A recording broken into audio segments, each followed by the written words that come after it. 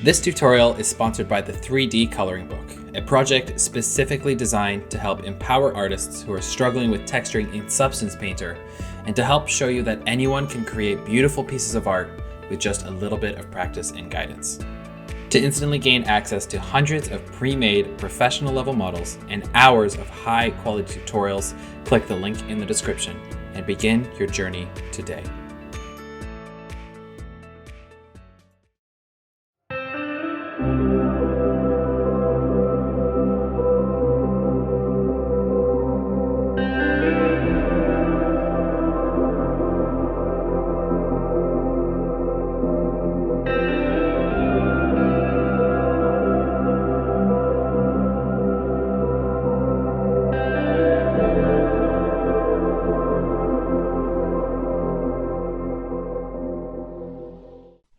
Hey everyone, my name is Tarik and I'm a 3D artist from Brazil.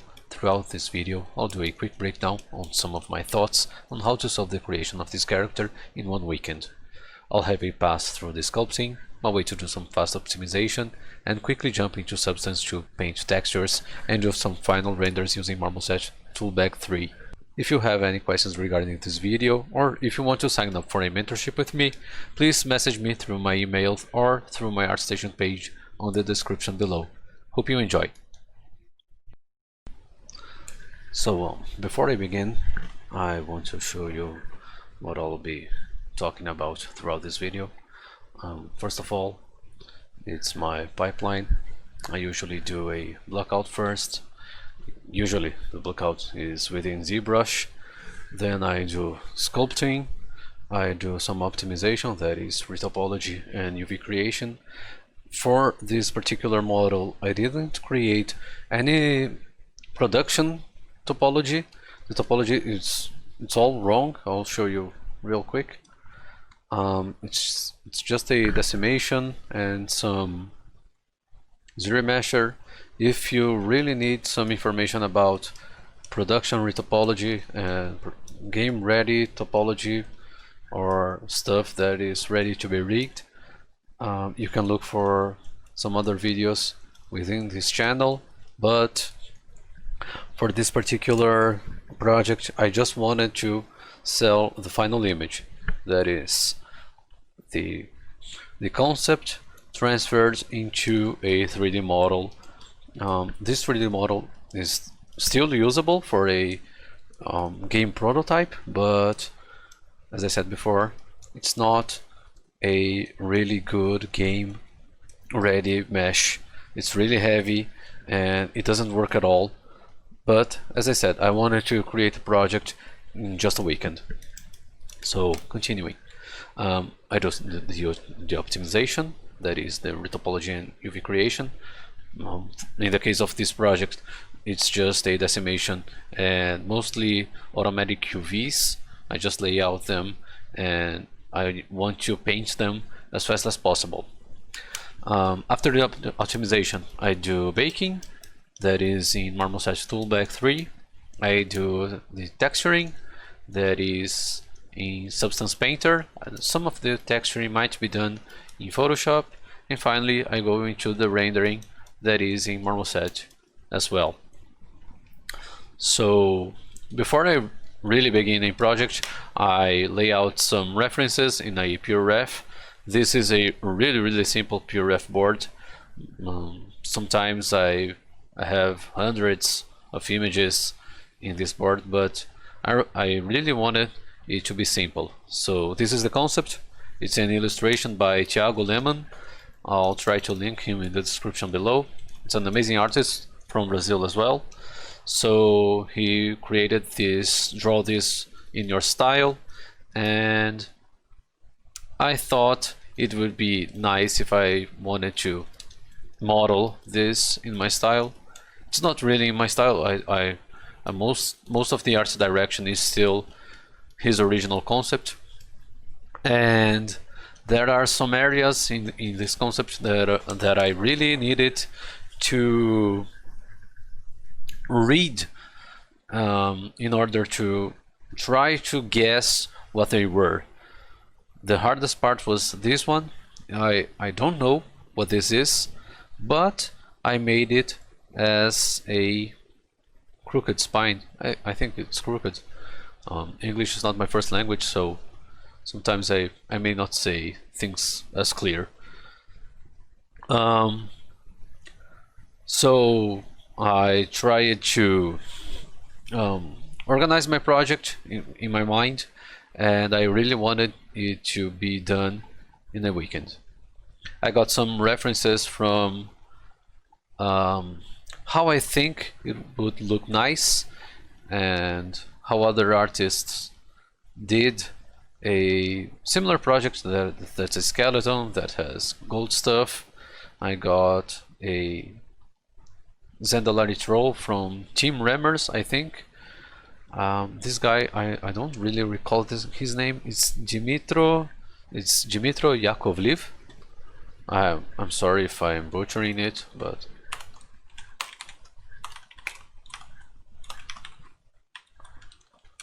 Dmitro Yakovlev and Team Remmers.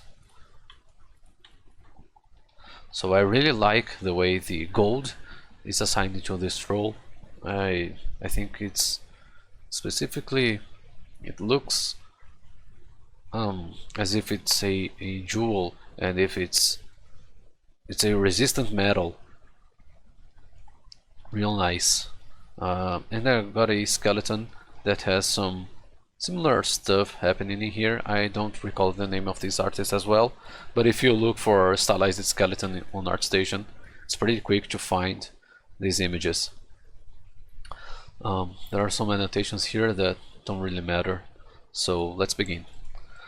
This is my first Blockout, and this is done in about, I don't know, 5 minutes, and it's all about trying to get the larger shapes first. So I just create a random head because he has a head. He has a torso, so I created a torso. He has a overcoat, so I created some mass that is going to be the overcoat in the future. He has his arms. The arms are separate pieces, just as his arms are in here. At this point, I didn't really know how to solve the spine issue, that is the crooked thing, so I just made a straight thing. He has a skirt, so I made a mess that is going to be the skirt, and at this point it's all really flat and doesn't sell the character at all, but at least I have the information here. At this point I try to get the sizes correct. So how do I do this? All of the pieces are on separate subtools right now, and I'll just use a plugin that is the Transpose Master. In case you don't know the Transpose Master, it is usually used for posing projects, but on my case I usually use it to adjust the scale of the whole project, because when I do the T-pose I can start doing really big movements. So yep, so I can move everything, all of these subtools, in one brush stroke. And like this I can get the concept behind it, and I activate the see-through on my ZBrush, and I just check how it looks like. Let me just make the pure ref larger.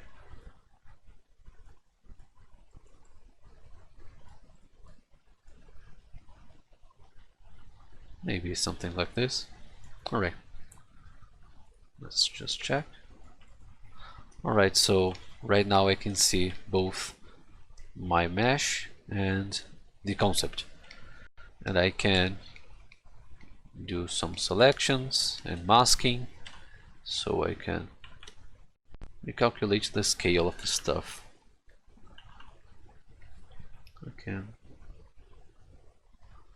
maybe adjust the see-through.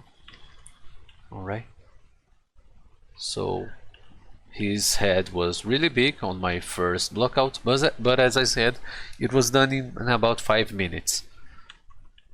After I do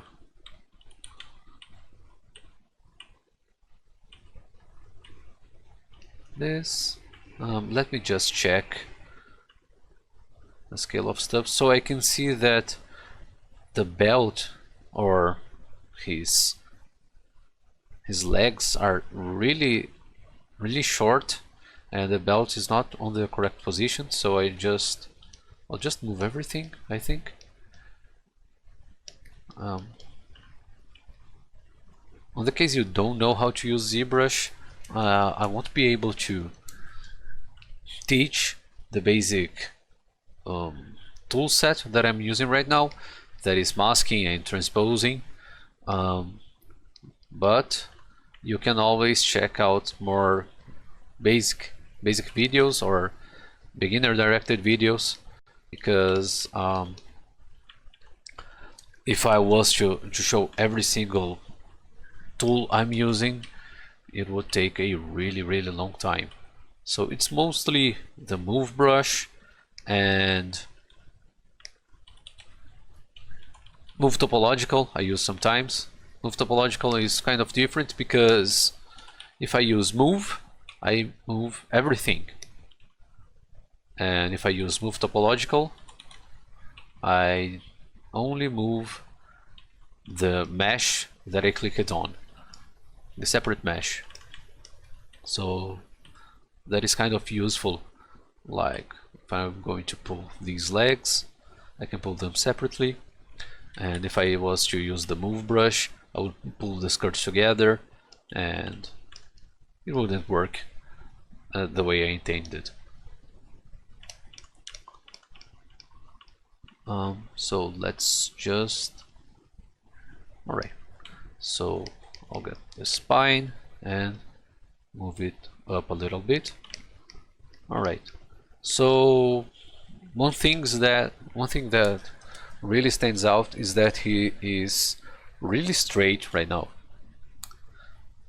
Right now his head and his spine and the belt area and the skirt and everything is one straight line, and people are not like this.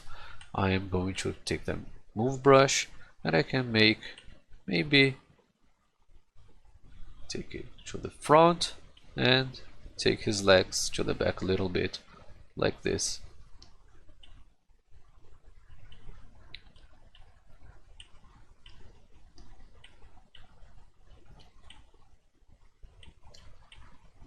His arms are starting to get distorted, so I'll just pull them back. Alright. Mostly move brush. Nothing really fancy on the way of brushes. So after I'm done, this is not the final version that of my scales, but at least it's a start. I'll just hit T-pose to subtool. When I do the T-pose mesh, it creates this temporary project, and when I do the T-pose to subtool, it projects to my original project. So in processes, okay, it's all done. I can do this by the end of the project. Sometimes I do this Transpose Master thing if I feel that something is lacking on the character, on the matter of, I don't know, if he really needs a smaller head, and I really have a lot of stuff going on in his head. He has his glasses and hair and beard, and I want to drag everything together. Sometimes I do a T-pose mesh, drag his head and his stuff together, and I do a T-pose subtool, and it projects to the end character. So after I'm done with this, I start to get some of the shapes, some of these smaller shapes in here. So what are these smaller shapes? Stuff like the crown that is below his head, and I need the skirt to have a more skirt shape. I don't know how to say it. I need the front of the skirt, I need his glove, and the boots look really terrifying right now. So to make this skirt, I can do a really simple Dynamesh. I have a customized interface, so I do some stuff automatically. I don't know how to explain it right now, since this is supposed to be a really quick video, but if you want, as I said before, I'm available for mentorships, or you can always look for more information on the internet as well. This Dynamesh was really huge, so yeah. So this is a really simple Dynamesh. I can use some masking. I have a mask pen that I created that I use for this kind of stuff. I do this mask. So whenever I do a mask, I can create a polygroup from the mask. As I said before, I won't be able to explain what is a polygroup right now, but you can always look for this information on another place. So I do a polygroup from it, and I do a delete hidden, do a double. So this is the basic shape of the skirt. I can maybe duplicate this subtool and use it as a reference for my front of the skirt. I do this kind of stuff. So I'll just do the mask and delete hidden. So that's my front of the skirt as well. Nice.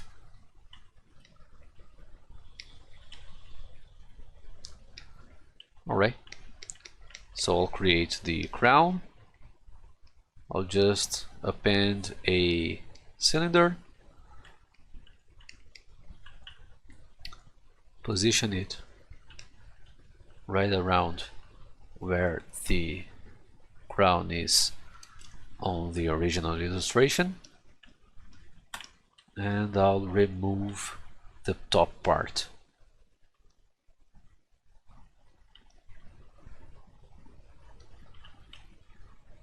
I'll just do a delete hidden. I'll also remove the bottom part because it's supposed to be a crown, not a ball. Alright, delete hidden, and do a Zbrush maybe. Just make it nicer. Alright, double. For those who don't know what double means, it's that when a mesh is single-faced, the back faces are culled. Backface culling is about making the back faces invisible, and if I hit double, the back faces are visible as well. This is available in the display properties on your tool menu. So I hit double and it's nice. Since I don't really want to be traveling throughout this menu, I made it into a button right here. So I'll be doing this kind of stuff for quite some time, but it's all about making the larger shapes into smaller shapes. I'll create the overcoat right now, so just do the same thing I did with the skirt. Do a polygroup. I didn't Dynamesh, whatever. It left some really strange shapes right there. I'll just maybe do a clay polish. Wow, alright. I should have done the Dynamesh thing. Let me do a quick Dynamesh. Alright, so this really makes it easier.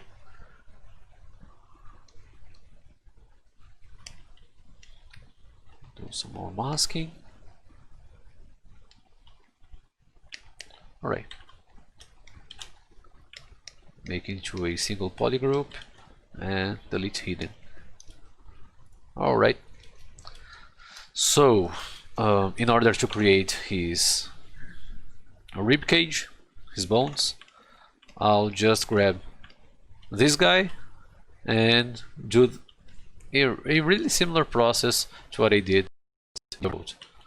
So I'll just do a Dynamesh, maybe lower. Yep. Alright. This is really heavy for some reason. I don't know why. Okay, now it's working. So I will do a drawing of the bone, maybe something like this. Doesn't really need to be accurate, but it's the way I do stuff. So these are the bones I need. Make them into a polygroup and delete hidden. Oops, delete hidden. I will do a clay polish, and alright, doing a clay polish. Oops, makes them rounder, I think. And now I can do a Z modeler. Maybe I should do a zero measure first. Okay, so I can do a Z modeler, Q mesh, polygroup all or all polygons. Doesn't really matter. So they will become his bones. I don't really care about the whole stretch thing because I'm going to sculpt over them. So I'm going to do a Dynamesh again. I'm going to my Polygroups tab and do a Auto Groups and a Mirror and Weld. So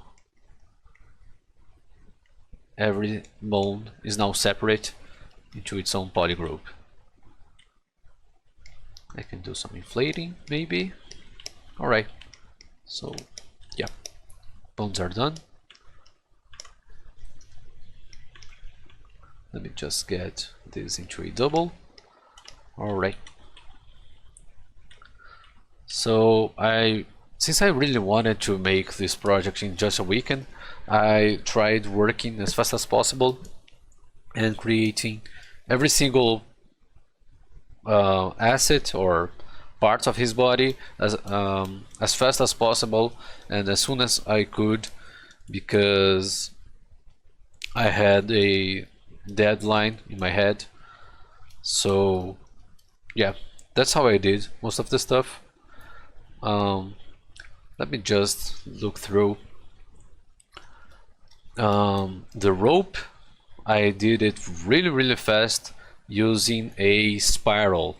So if you get a tool that is a spiral, helix, I think that's it.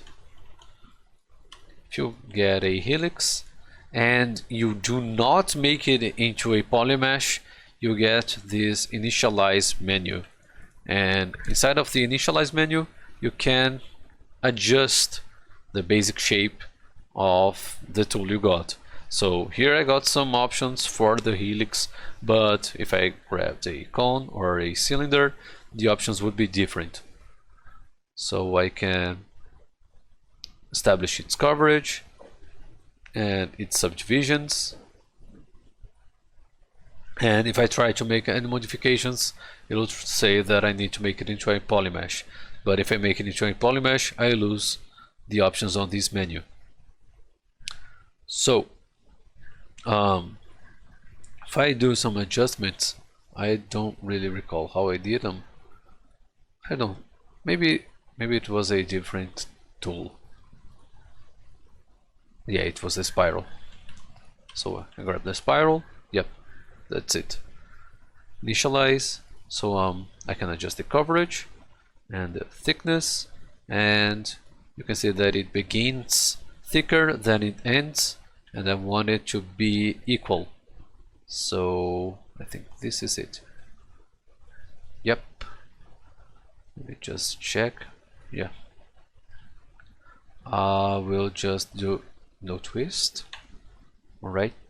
I'll just do some coverage, and I don't want a lot of thickness. Maybe 10?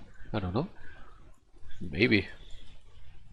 And I want it to be more separate. I don't recall, what is it? Oh, radius. Alright, so it does something like this. And this is exactly what I wanted, because this is really similar in shape to a rope. I'll just get some subdivisions in here, less subdivisions on the rope itself. And if I do a make polymesh, grab my move topological, I can do some movements to the shape.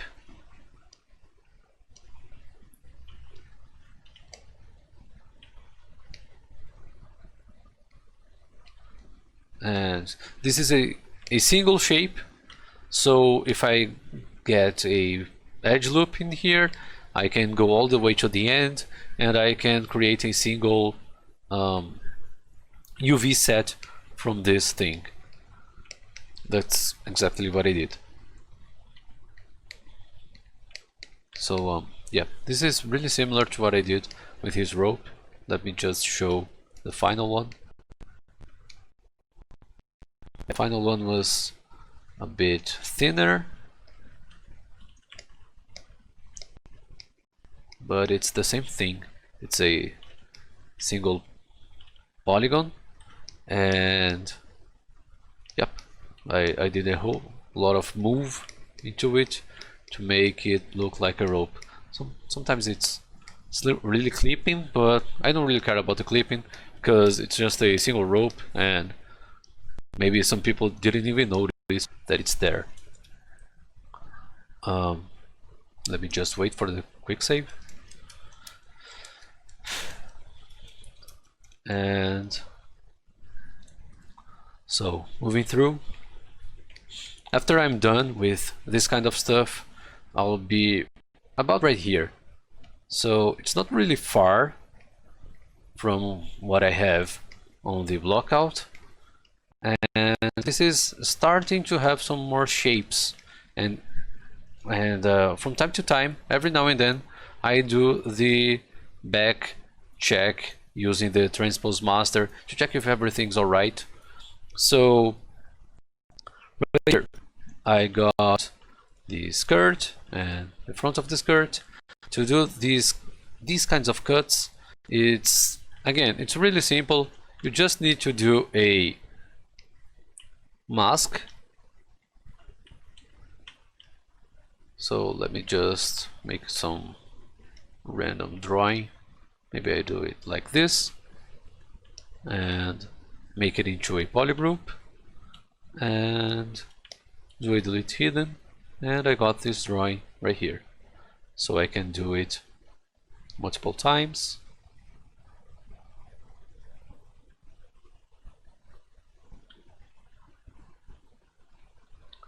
Maybe something like this.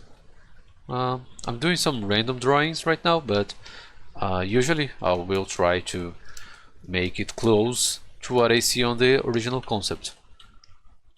So if I do a delete hidden, it's right here.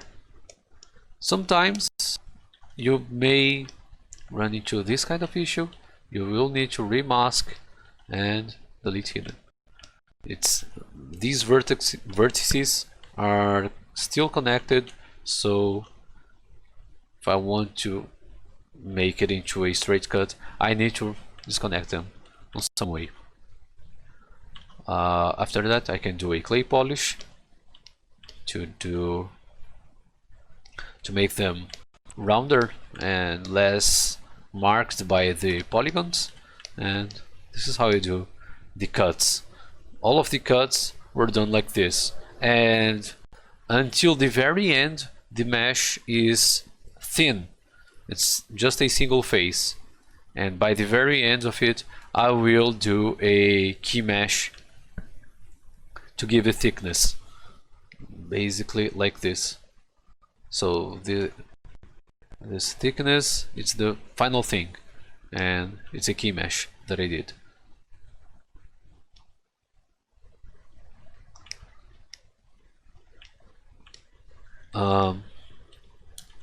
So moving through,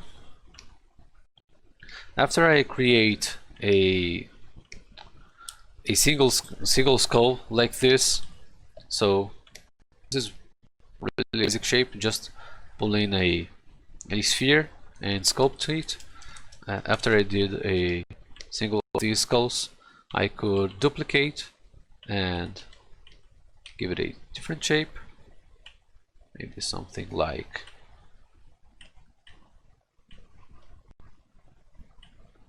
this, and maybe one bigger eye. Alright, give it a different drawing on the top of the head. Right now I'm doing using a 3 dynamic brush, and I really use a lot of the orb brushes. Maybe you do already know the orb brush pack, but if you don't, it's a free download and it's amazing. So I really use a lot the orb flatten edge. It's even a hotkey for me, in this case Shift X. So I can use my brush. I do a lot of solo because my computer is not really strong, so I try to make it run faster by using the solo feature.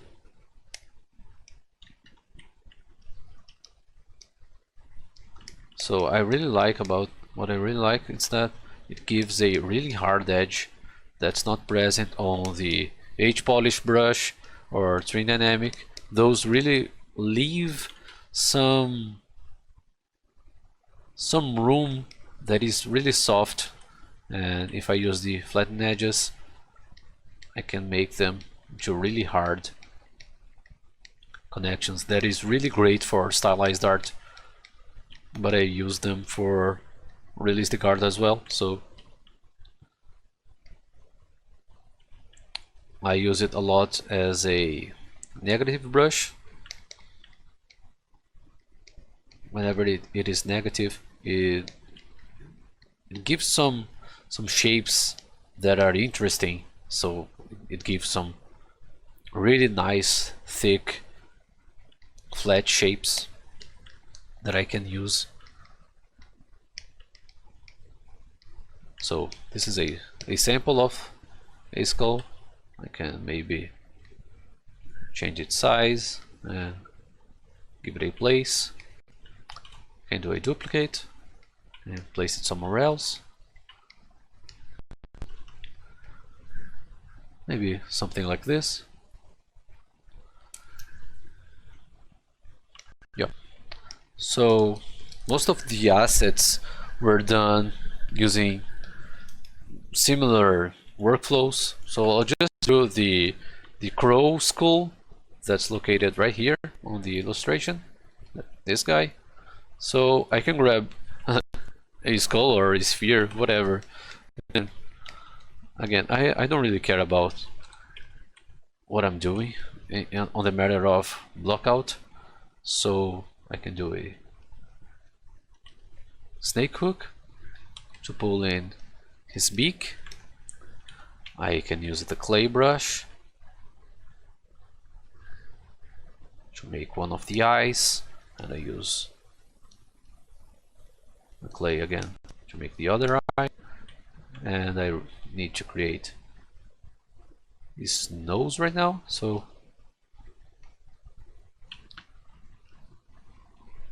again I try to bring the bigger shape into smaller shapes slowly. I can use the pinch brush to give it a tip or a or the move brush, so I can make it more triangular, like what we see on the illustration.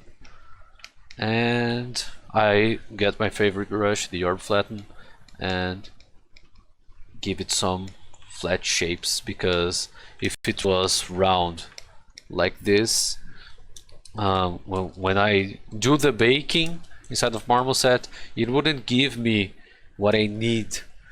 So let me just check. So I use the hard edges as a reference to do some painting inside of Substance. So you can see some yellow lines going through here. These are because of the flat edges, and if it was soft, like what you get through smoothing or through trim dynamic, it wouldn't work at all. So let's just come back.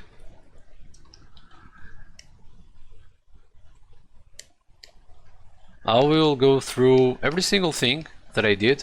So the outlines and how the flames were made, these are going to be parts of the presentation. So don't worry if you think I'll try to hide something. And the posing, how I thought about posing him, everything's going to be into some sort of presentation. I won't, as I said, I won't be able to show every single thing because of the time limitation, but I'll try my best. So I really want to give it real flat shapes, and whenever I see something really round like this, let me just, yeah, basic material choice is good. So whenever something is really round, I don't want it.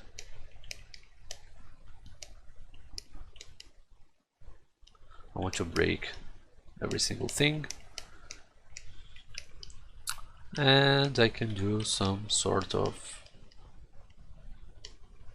hold right here or something.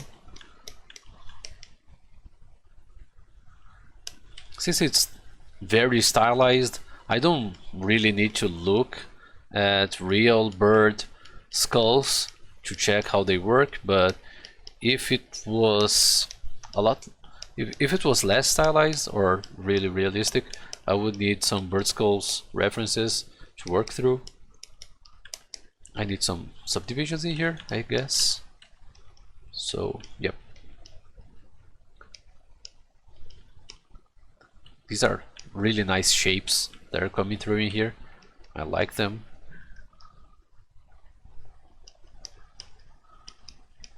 Alright. So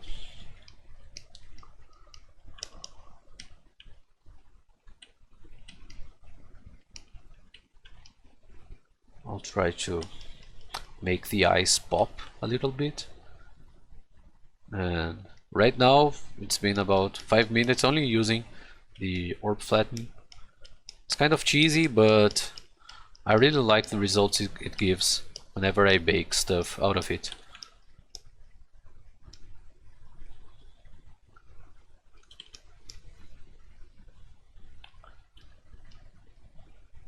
I don't really care about the detailing inside of the nose of the bird, because in the future I already know that I'm going to give it a really pitch black color, something like this, and the color I gave to the center of the skulls doesn't really reflect a lot of light.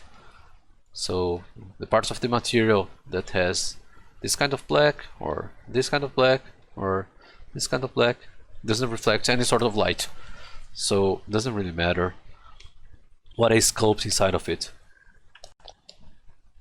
So yeah, that's basically it. I could still work through it, but it's just a simple example on how I do this kind of stuff, and it's really nice again how the brush makes the object appear to have a real hard shape.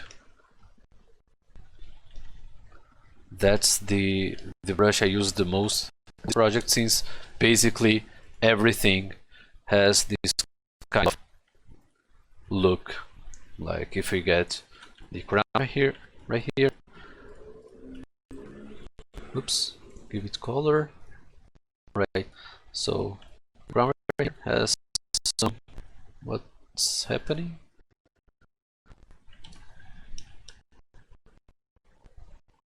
It has some stuff going on right here that's only done with this brush.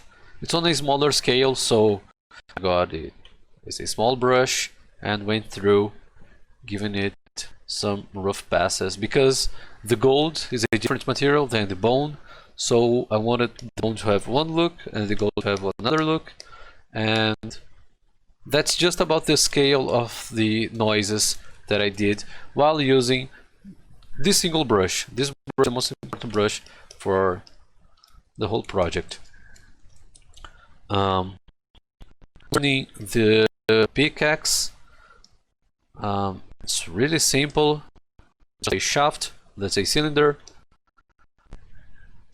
and the top. Let me get the version that has the blockout of the pickaxe. It's this guy. So the top part is just a cube that I got another edge right here, and after some time I think I changed it. The middle part is just 4 cubes that are twisted. I can show right now how I did it. So append a cube, great. So can maybe get it longer. Do easy remesher using detect edges. Well, whatever. Doesn't really matter how heavy it is. Oops. So I can pull it to the front and do a mirror and weld. I can get the gizmo to the center and duplicate it while holding Ctrl, putting it back, oops, rotating it again. So, oops, it wasn't centered. Alright, so this is the basic shape for the pickaxe. After that, I can get the customized gizmo and put in a twist. That is done. That is exactly what I did for the pickaxe thing right here. That is in the illustration like this. I didn't know how many spirals were there in the illustration, but I figured that 4 would look nice. If I had 2, maybe it would be too fragile, and I don't know about 3, so I just made it into 4. It will look like it's a more fit thing for a tool to have.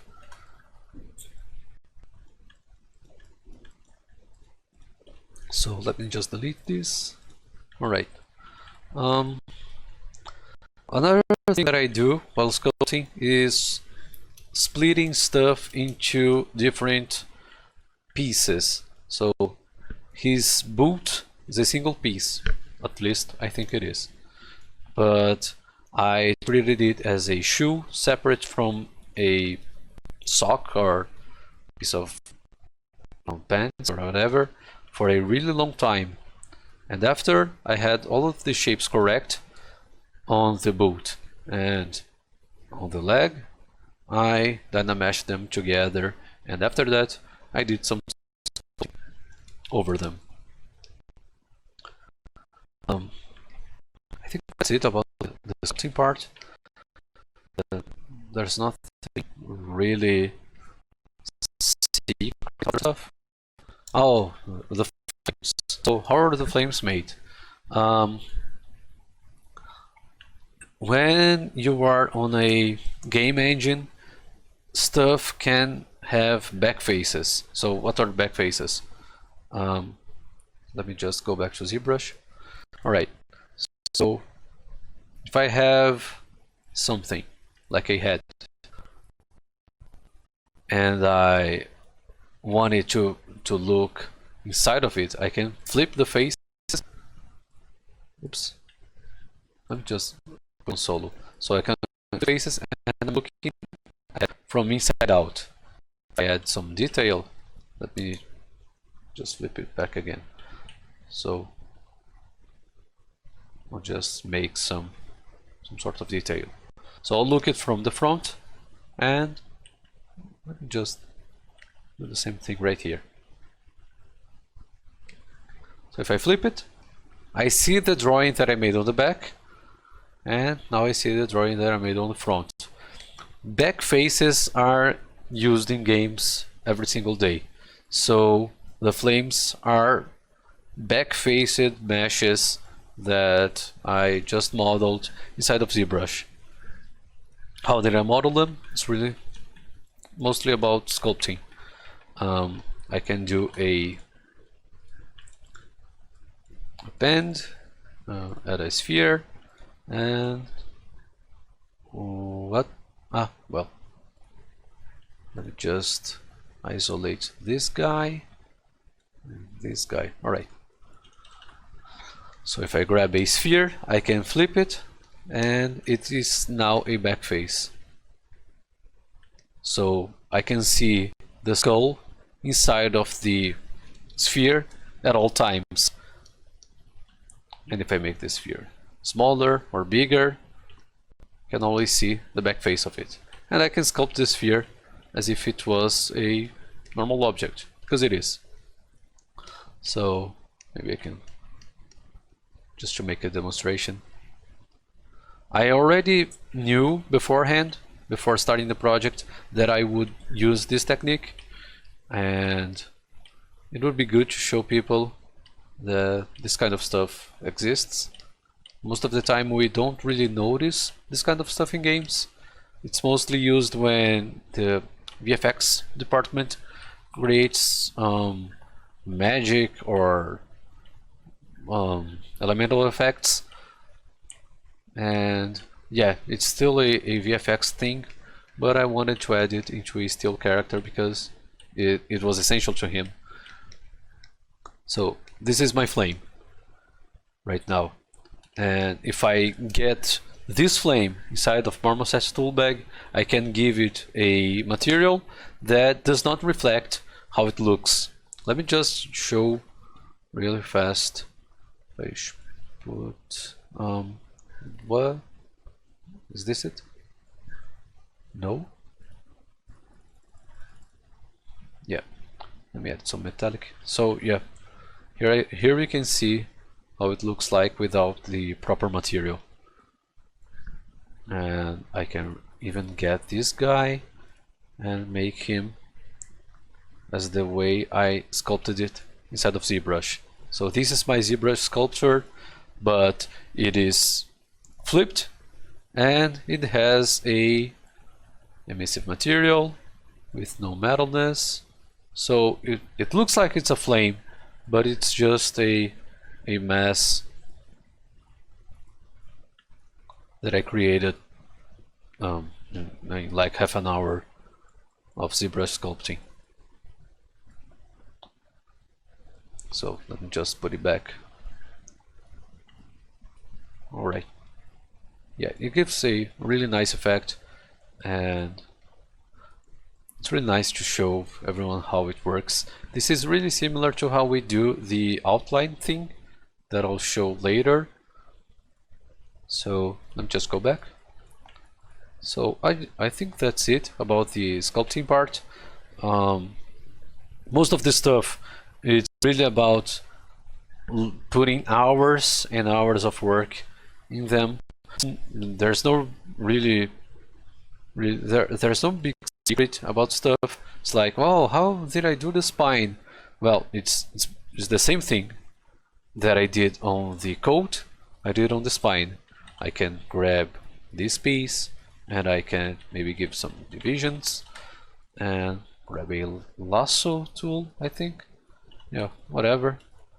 I can give it different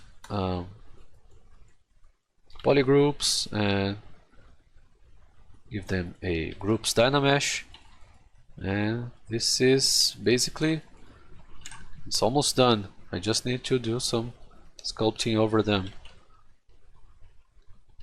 There's no big mysterious secret about the rest of the things that I didn't show. You can always interpolate the information that I presented. You can always roll back the video and recheck how I did some stuff. And again, if you have some questions, you can always message me. So, yep. This is fine. I can maybe give it some informations. I can do it again for this guy, and on, so I can get these kinds of shapes. I worked for a really long time on this project. Even though it was only 3 days, I worked for about 9 hours per day on it, so I can show every single thing I done, but always interpolate information and grab information from other videos so you can see what I did. After the sculpt is done, I do a decimation. So I'll just load the decimation. I think it's this guy. So this is the final version of the topology that was used. Most of it's just decimated versions of the meshes that I had on the high poly. So this is the high poly and this is the low poly. And again, this isn't appropriate for production, and if you are new, if you don't have a portfolio, you will need a good topology, good UVs to show people that you know what you're doing. On this case, I didn't want to show people that I know good topology. I have some projects on my Artstation that have retopology done properly with edge loops and UV optimization. For this project, I just wanted to sell an image, and that's what I did. So I separated it into some subtools. So it's this guy. Some of the stuff it's just Zbrush, like his pants. I don't really recall why I did this remesher. It could be a decimation and it wouldn't affect me on any way. So this guy, again, I don't remember why I did it as a remesher, but it looks nice like this. It's almost good. So this guy, it's a pure zero mesher. I do some polygroups so I can split them easier using the automatic UV from Zbrush. The UV Master has a polygroups tab right here. So if you create polygroups, you can use them as a reference when creating UVs. I don't know if this guy has UVs, but I can maybe open them. No.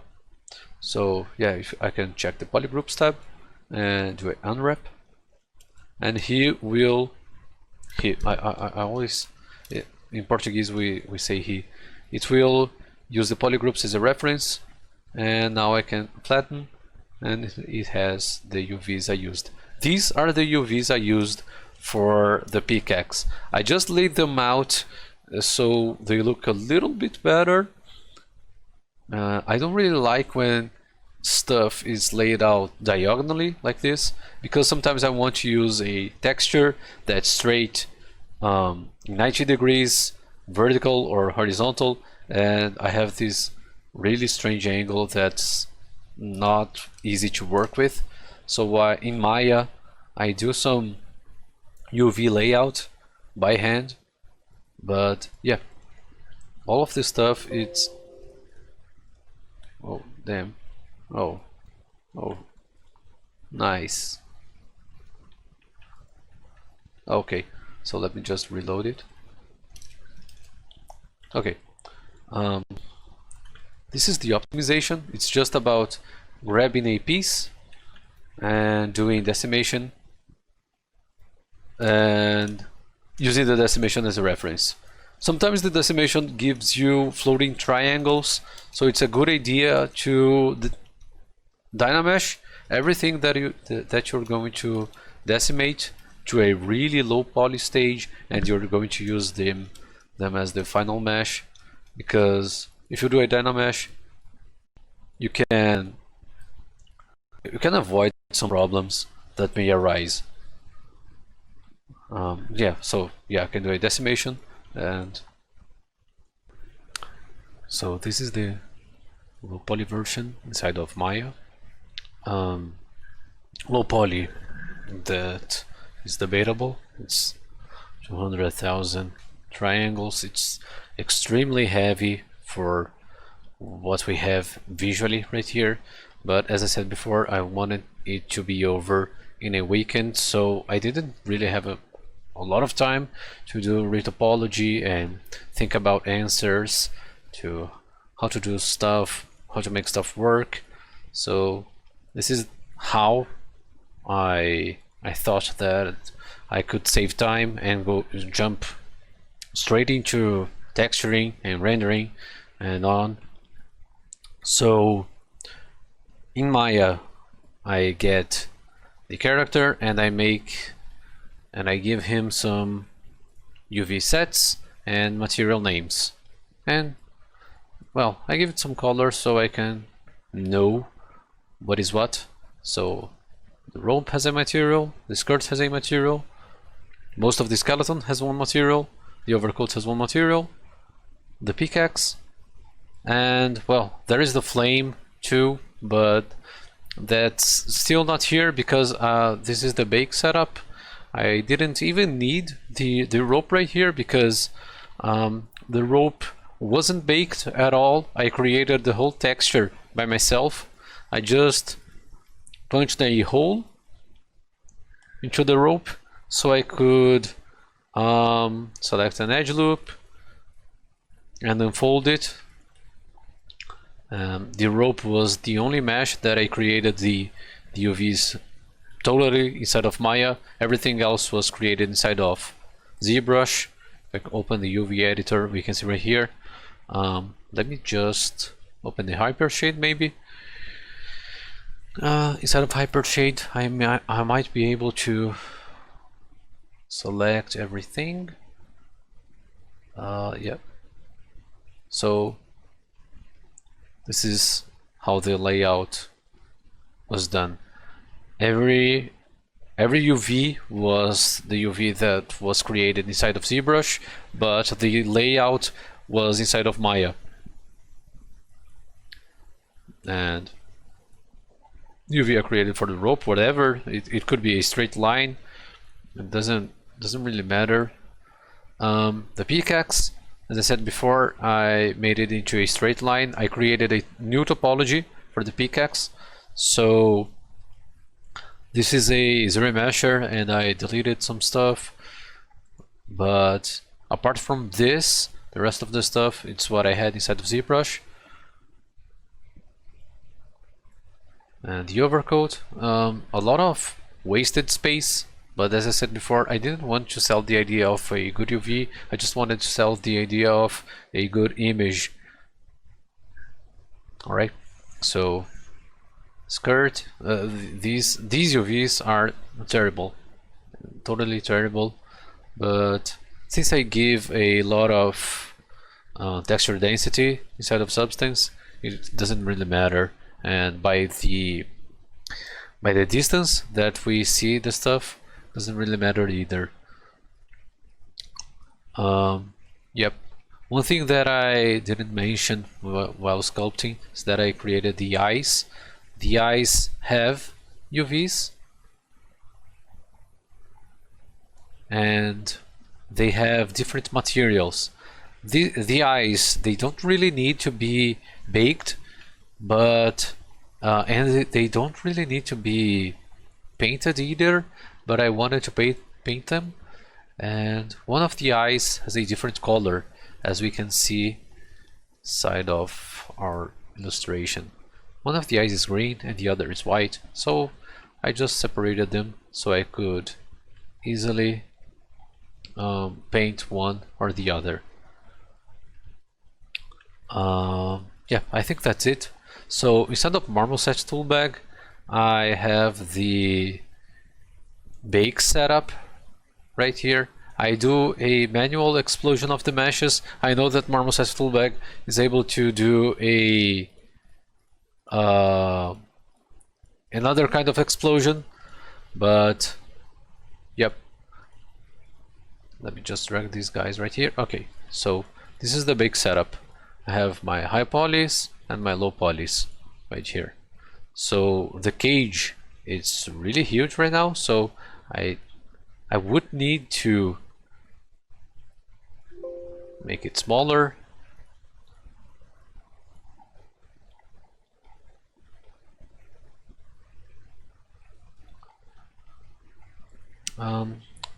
This guy is not in position, so 4898.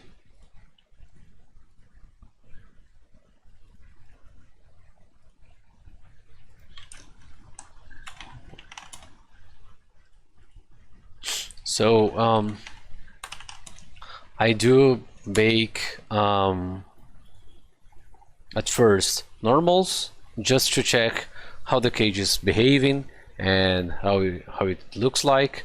At first I just do the normals and multiple texture sets, and I do them on a low resolution like 1K, whatever. Whenever I check that the cage is good and the bakes are looking good, I don't have any issues with the high poly or with UVs or with the low poly, I up the texture to 4K.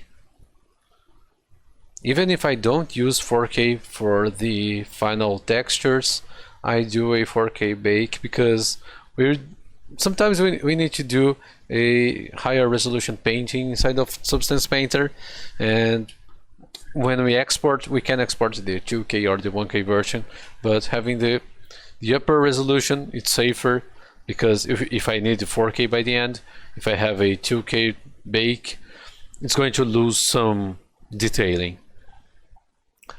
So yep, when the normals are done and they look good, I do the object normals, I do the position, curvature.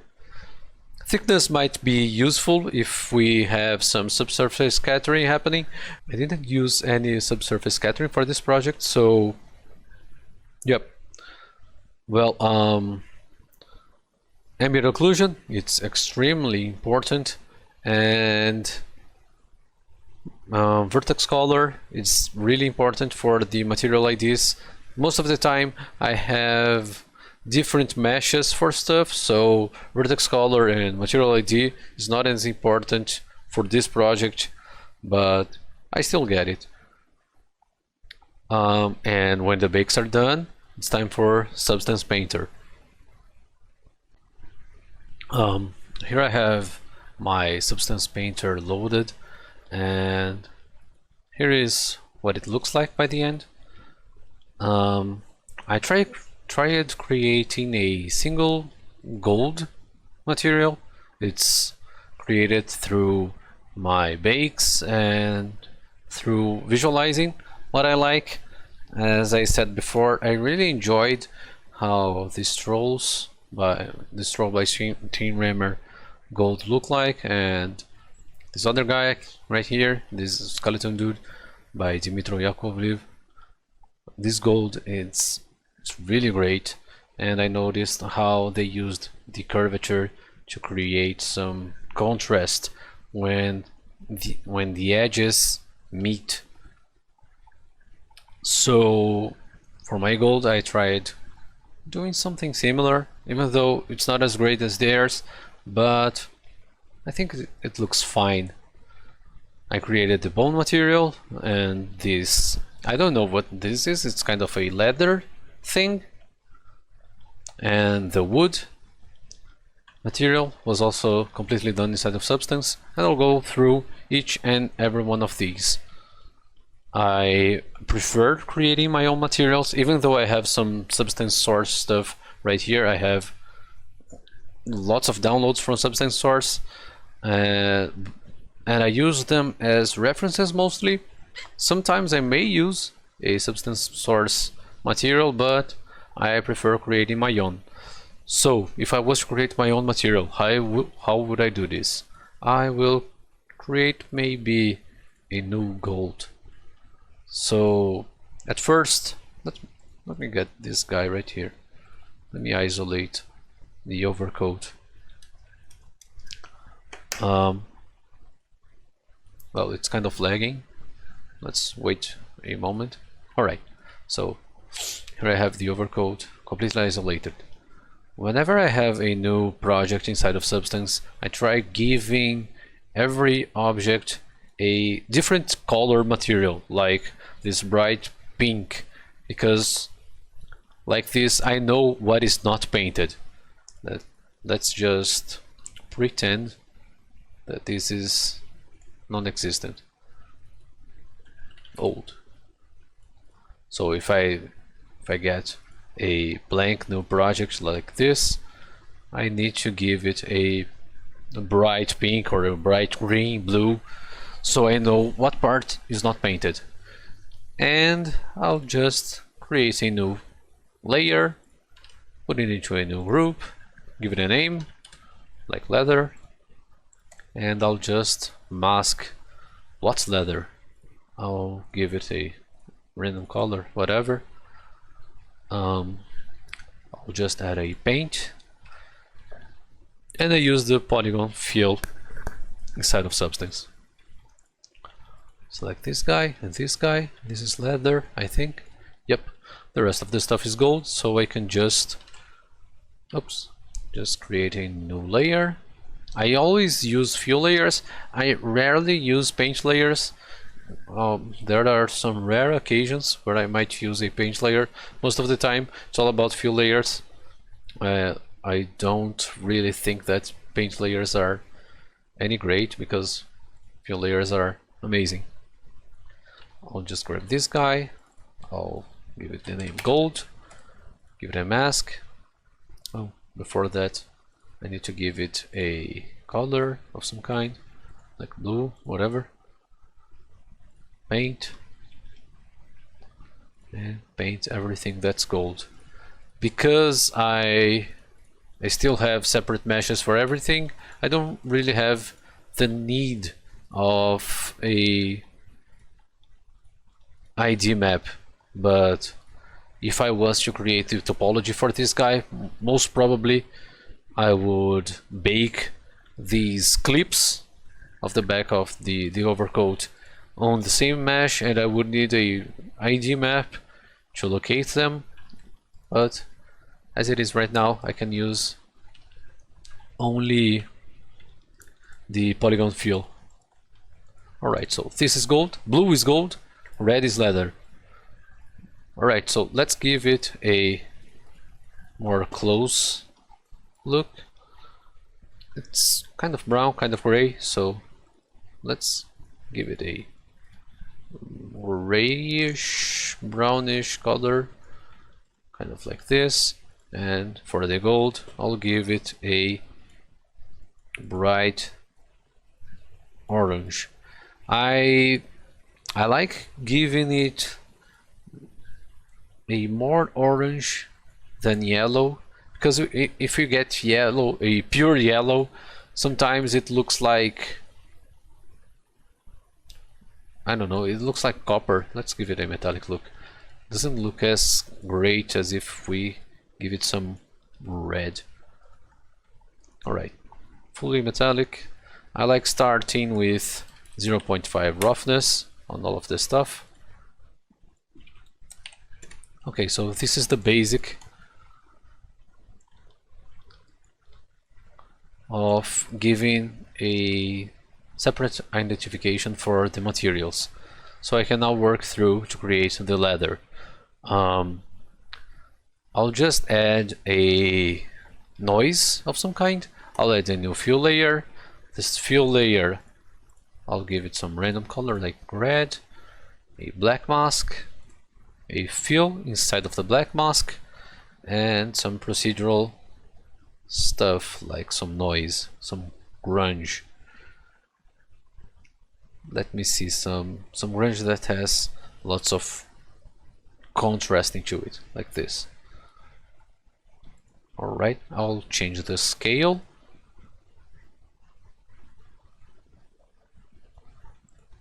Okay. And let's give it some more similar colors. Change the scale again. Change the balance, maybe, or maybe invert the balance. No, invert again. Okay, I'll give it some height information, not so much, and it's too much. Maybe back it up a little bit, make it weaker, make it a closer color, maybe less opacity, less height.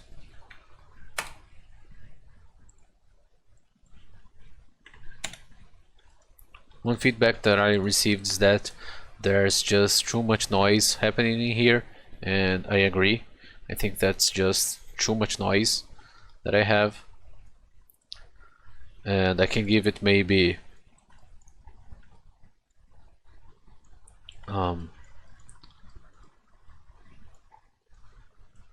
I can give it more noises right now because it's still not as much as I have on the final one. Add a fill, get a new grunge.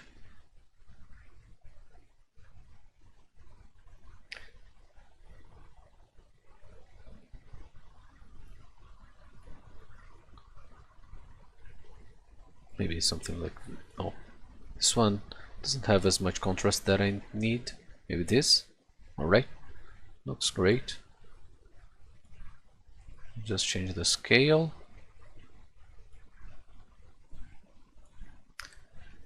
Maybe give it more contrast. Change the color and the height map.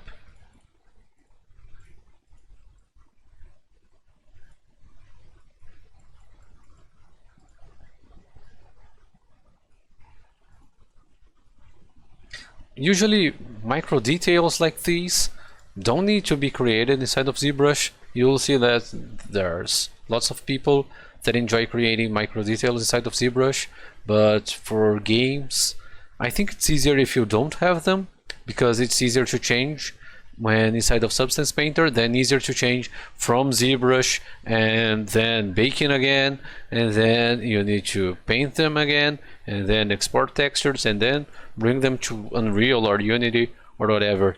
So these kinds of stuff, I think it's better and safer to have them inside of Substance. And if you have some proficiency with Substance Designer, you can even create some custom materials that will make your life even easier. I don't have the necessary skills on Substance Designer, but I'm looking forward to learning it in the future. So yeah, there's lots of ways to work through stuff, and this is just another way to do it. I can grab my maps that I baked and use them as references when painting. One thing that I really like to do is using my curvature. So I'll just get a overcoat. This, yeah. So when I get the curvature map inside of a mask fill, I can use the curvature references. Those are the things that I really made clear when using that orb brush that I mentioned before, the orb flattened edges. So whenever there's a clear edge, it becomes really white. And it's really gray, the curvature, so I'll make it more contrastant. I think that's how you say it. I can give it more contrast through a levels inside of my mask. Using the levels, I can make the whites stronger and the blacks stronger as well. I need the blacks right here because if everything's gray, it wouldn't work at all. So like this. And now I'm really making these edges appear. Right now the layer is red, but I can give it a more realistic color, like a gray or a white. This is extremely present on every kind of stylized texture you see, and it's something pretty similar to what we see right here, even though this is on a next level of quality, but I think it's a similar process that was used. Right here we can see it. So yep, I just paid attention to my references most of the time. So yep, I'll just work on the gold some. So the gold, it's kind of the same. I'll just give it less saturation, maybe make it a little bit darker. So something like this maybe. I'll give it some noise, so I don't have the same color overall and the same roughness and the same height over the whole thing. I'll give it a procedural, and I think I'll get the, I don't know, marble shapes. I don't know, I'll just grab anything. And color, I'll just give it a different color. I'll just press C to change what I see right now. Maybe something like this. Maybe change some height, just a little bit, and change the roughness overall. Let's see. Having the same roughness over the mesh wouldn't make sense, so changing the roughness, it's really necessary on the leather.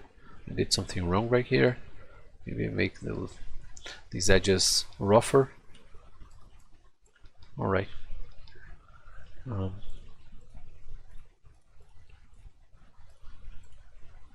Yep, maybe like this. So I can give it a no fill layer, a black mask, a fill, and I can grab my curvature, say overcoat curvature. I can give it a levels, alt click on the mask to show what I'm working on, and use the levels. Give it more contrast.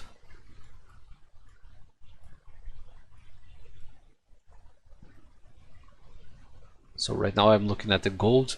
Maybe I can try to make these curves appear a little bit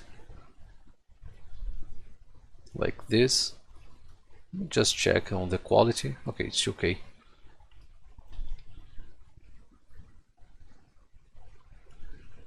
Maybe like this.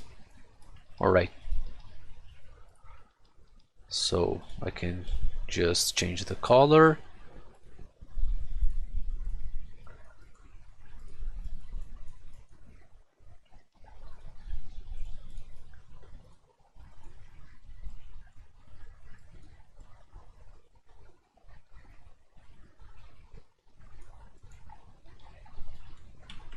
Let me check how the base color looks.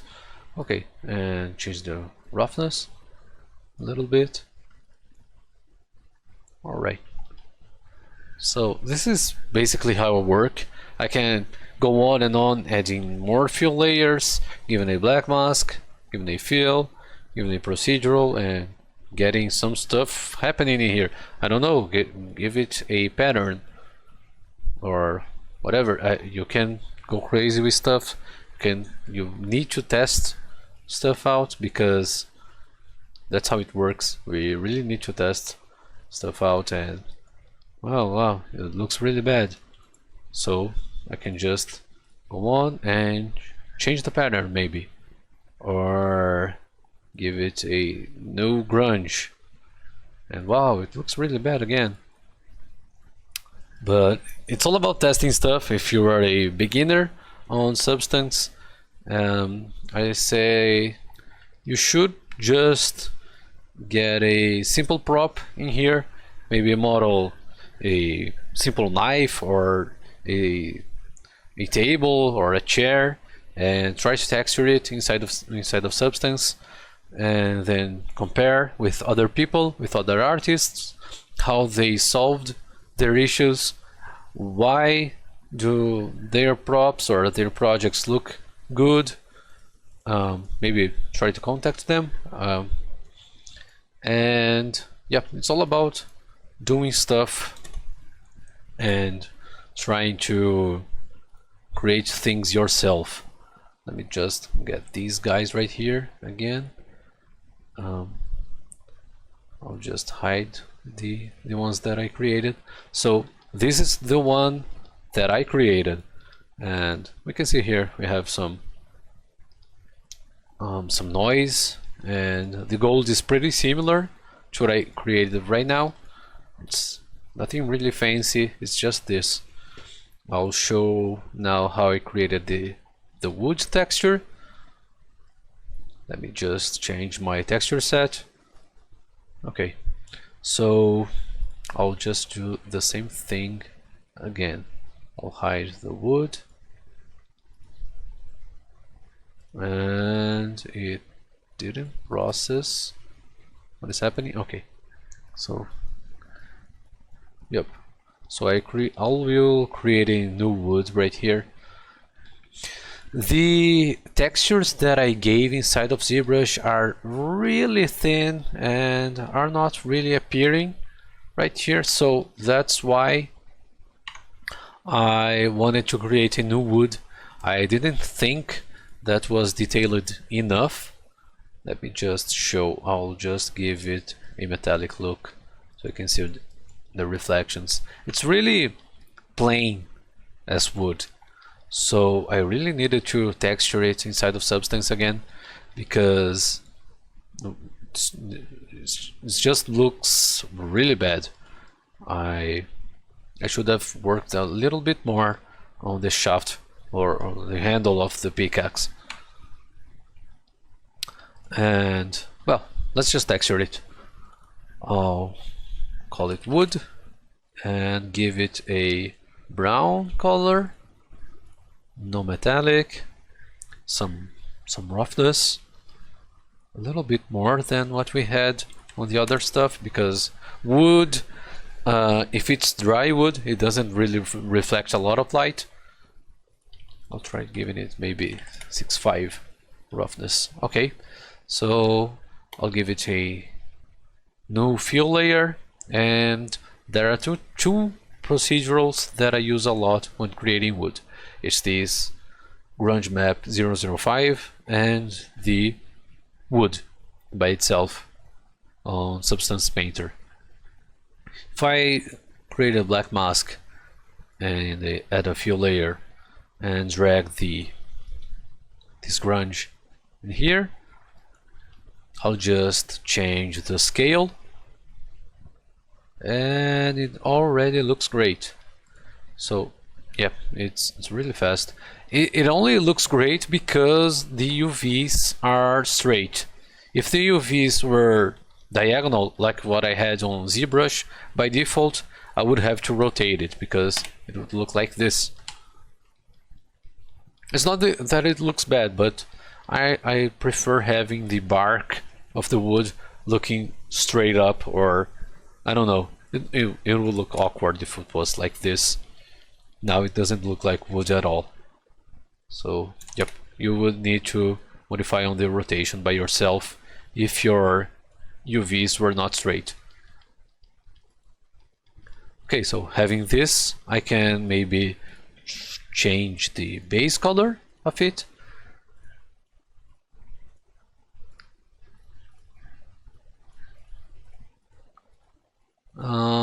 Maybe something like this. Change the height. Let me just check. Okay, it's positive.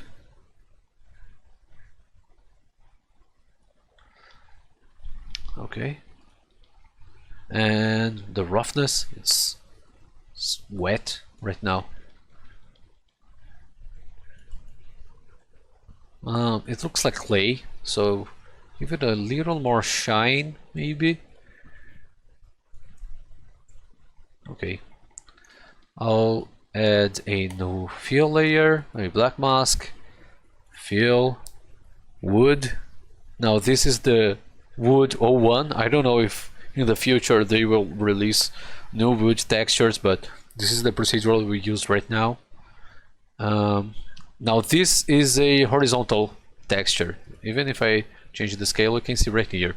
So I'll change the rotation to 90 degrees. Alright, and I'll change the scale back a little bit. Maybe something like this. I think it comes with too many knots on the wood. I'll just change it to 0. Maybe give it some knots. Yeah, I really need one knot. Oh, alright, we have one right here. And one thing that I forgot, it's to isolate it. Now I see that the gold was being painted. Okay, so yeah, right now it's okay.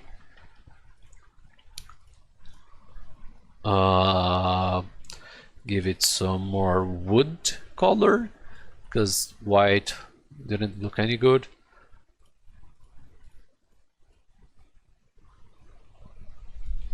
Well, let's try black, maybe.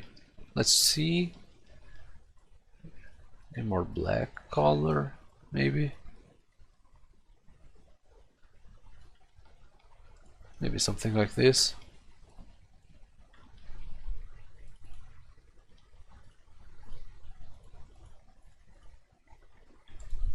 I'll need to change the scale of the grunge map. Maybe 13. Maybe invert it. I'm not sure. I'll try to. No. Damn. Okay. Now it's all about trying to make the colors work together, because right now they are fighting and it's not really good. So I'll have to find some good looking colors, something that's not too cartoonish. I wanted to give it a more realistic feel to the materials. So if the wood it was very saturated and very cartoonish looking, it wouldn't fit together with the rest of the materials, like the realistic gold and the realistic leather and the realistic bone. Even though the shapes are stylized, I like having realistic materials going on.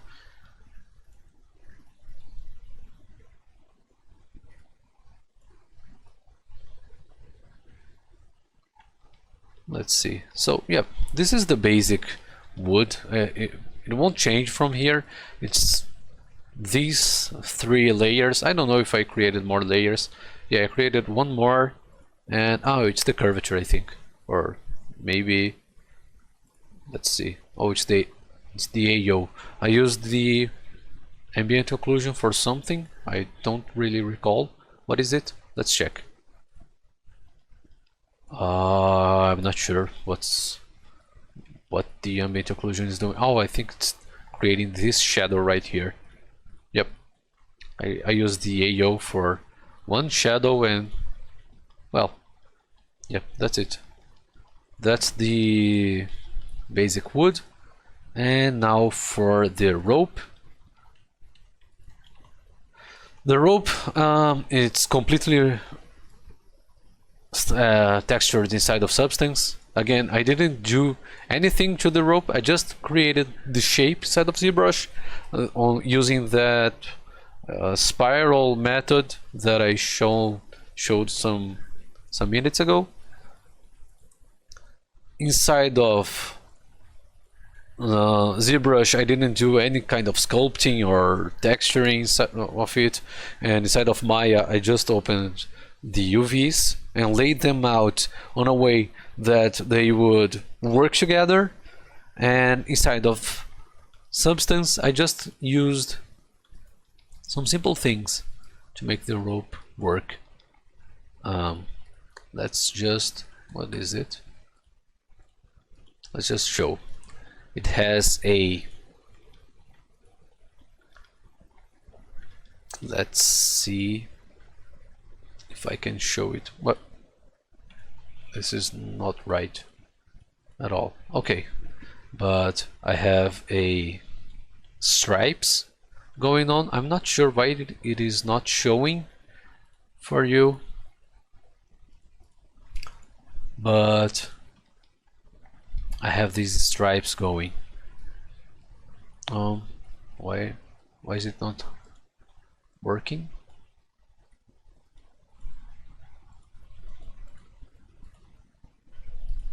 Okay. Oh, these are the stripes. So inside of the folder I made a stripes texture. These are procedurals as well. You can find them under, are they procedurals? Yes, they are. Stripes. So if I drag a stripes on the black mask fill, I can change the scale. So the scale, the default scale is just too big, so I just made the scale larger. I think it was 3, maybe 3.3, and gave it some rotation, because sometimes the rotation will come off wrong. Like if it's like this, it looks more like tubes. So I give it more rotation, so it looks like spinning. And yeah, no big secret. So yeah, I had a basic brown, and inside of the fill I had some lighter color and another stripes going on to give it some movement, something that looks like a line of some sort. So it looks like the fiber of the rope inside of it. No real big stuff going on over here. And now to the bone. So let's just wait for the quick save real quick. While it's quick saving, I can say that the bone is basically the same way that I painted the leather, the black leather from the overcoat, is the same way that I paint the bone. So let's just grab skeleton and let's just look for the bones. Alright. These are many layers. I spent quite some time working on them. Let's just see, what are these things? Oh, these are the bones. Alright. So I had a base color and I laid out some curvature. So this is using my curvature as reference to paint inside of the bone, outside of the edges. Then I had something to make the edges clearer. So let's just hide everything. Okay, so this is the base. paint inside, paint outside. This curvature is extremely important because it makes the objects pop out a whole lot. Then I had, is this my, oh, this is my curvature again? No, this is my, yeah, this is my ambient occlusion, creating some artificial lighting in here. And now I had some moisture noise. So this is a procedural as well. I had this moisture noise to give it some more organic shapes. As I said before, I prefer creating the micropores and micro detail inside of substance, because if my art director didn't enjoy how it looks like, I'll just remove them and change them for something else, or leave them blank, right, like this. So yeah, it makes it a lot more organic. Now there's another procedural right here, adding some more noise. I painted it black right here because my bake failed right here. It looks extremely ugly, so I just painted this piece totally black. And what is this by the end? Oh, it's the yellowing of the teeth. So I just painted a mask by myself, by hand, and made some yellow teeth. When I created the gold for one piece, I just copied the group and pasted over the other texture sets. So every texture set has its own gold. Every single black hole like this, it's a completely black, completely rough. Usually we don't give a value of 1 roughness to stuff that exists in our world, but since I wanted it to be really pitch black and I wanted it to not reflect any sort of light, I wanted these holes to have a value of 1 roughness and a value of complete black on the diffuse color. So yeah, this is the texturing process, and whenever you are going through texturing, you need to go through your rendering engine. In my case, it is Marmoset Toolbag, so I export these textures to Marmoset Toolbag and check how it looks, and when it's ready, I do a pose. On my case, I did a pose using Maya's Human IK. Let me just open it real quick. I can't show the Human IK process and how it looks like, but I did the pose side of Maya using the Human IK. So this is the rig, and after the pose is done, we can do the outline. So let's just, before showing the outline, I'll just go to my Toolbag and open my render scene. Let's just get a new scene, and let me open real quick. It's this guy, I think, or yeah, I think it's this guy.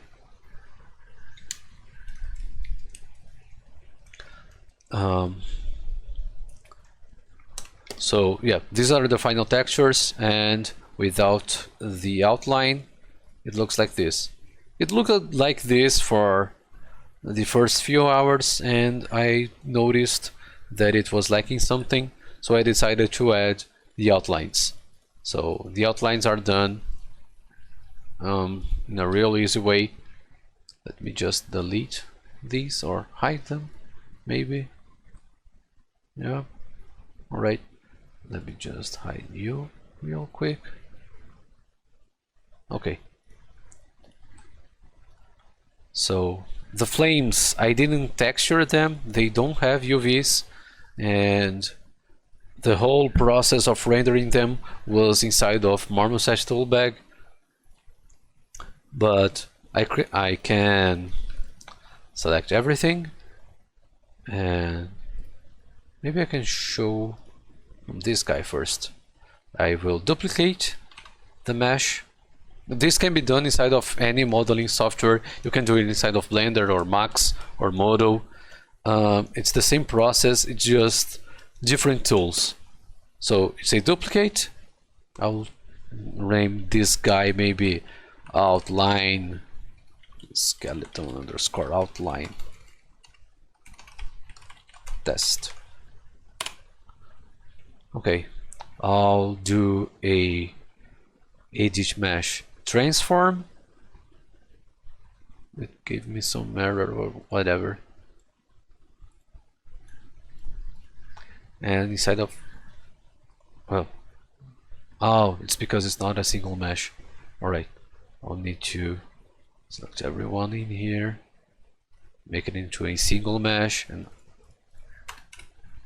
now it works. Edit mesh, transform. Okay, so when we do a transform, we get into the attribute editor, this guy, and if we give it a local direction, let's say 1, it inflates everything. Let's just wait.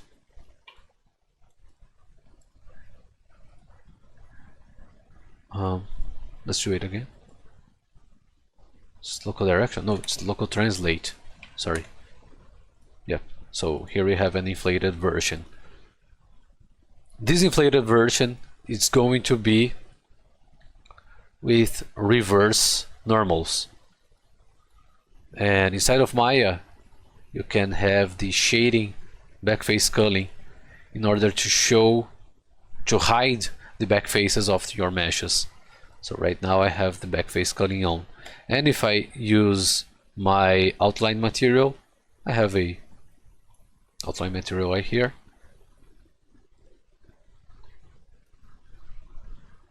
This guy is going to become a outline.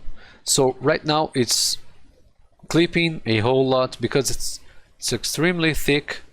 A value of 1 is just too much, so I'll just add a value of, let's say, 0.2. Now this is more realistic and it's looking nice. The same thing is done for the flames. I'll just do it again for the sake of it. I'll just grab this guy and duplicate him, and I'll give him a transform. The transform is going to be 0.2, local translate Z. Oops, he's already reversed, so I have to give it negative. Okay, so we have this guy right now, and we can give him a new material, whatever it's called. I have it right here, flame outline, and it's done. When I export these guys into Toolbag, I can give them some proper materials, as I have shown before some minutes ago while inside of Zbrush. So I have the skeleton outline and the flame outline, and this is if I only had the outline inside of Marmoset Toolbag. When inside of Marmoset Toolbag, I try to give my characters a 3-point lighting setup.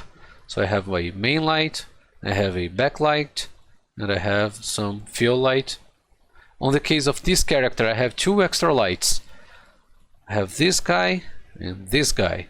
So this guy creates a shadow for his head. If he didn't exist, you can see that his face is just too dark.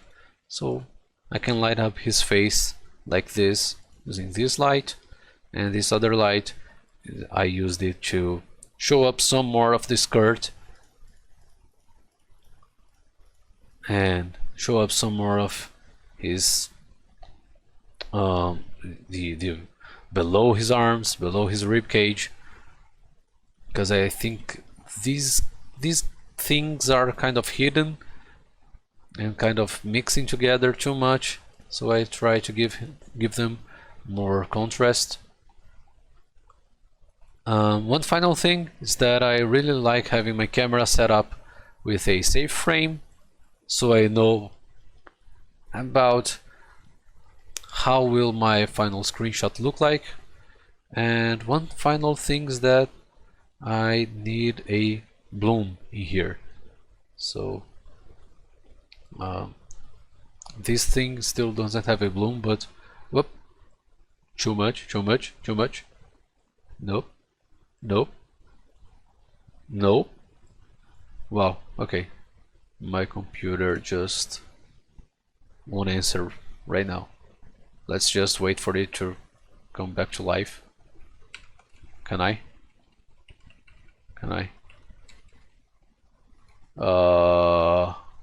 Well, I think I need it. So yeah, if your computer dies while using Marmoset, there is this button. It really saves your life sometimes. So yeah, whatever. Well, 0.2 is just too much. 0.1 is too much. 0.05 too much again.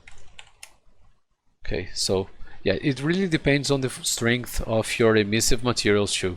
So these guys are emissive, back-faced materials. The eyes are also emissive materials because I wanted them to feel purely white. And the rest of the stuff is your usual PBR. It's metallic, roughness, and albedo. Sometimes I use the occlusion map. But these are the guys with a different material setup.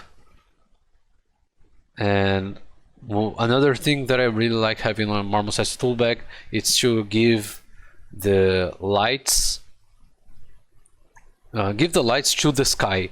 The sky owns the lights. So if I spin the sky, if I rotate the sky, I rotate the lights together. I think it's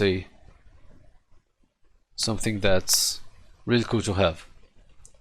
So I think that's it. I'll